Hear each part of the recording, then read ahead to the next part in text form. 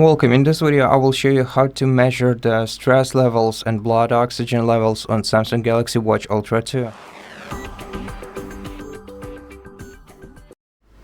So first of all, we have to swipe left from the home screen to open tiles, then scroll all the way down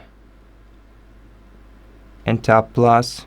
Then we're gonna have to add two tiles. In our case it would be a stress tile and oxygen, blood oxygen levels. So blood oxygen can be found in Vitals. So if we go to Vitals, tap on blood oxygen, and then tap plus once again, and this time go to mindfulness.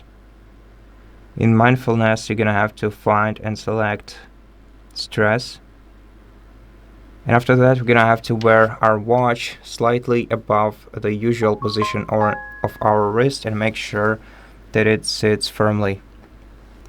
And now we are ready to take the measurements. So let's go back to the tiles and let's start with, I think, the blood oxygen. Tap measure and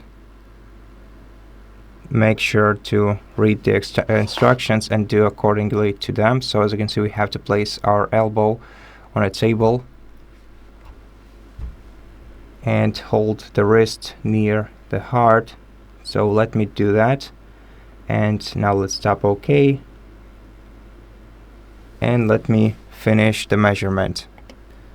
And eventually you will get your result. And if you have any troubles with it and you tried everything, make sure that your sensor is clean. If you have some tag here, some sticker or of some kind, or if your sensor is simply dirty, if it will not make accurate measurements. So yeah, now let's go back and let's select stress,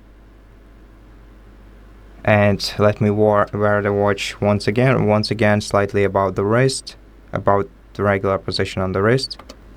Then let's rest our hand on the flat surface and let it take the measurement.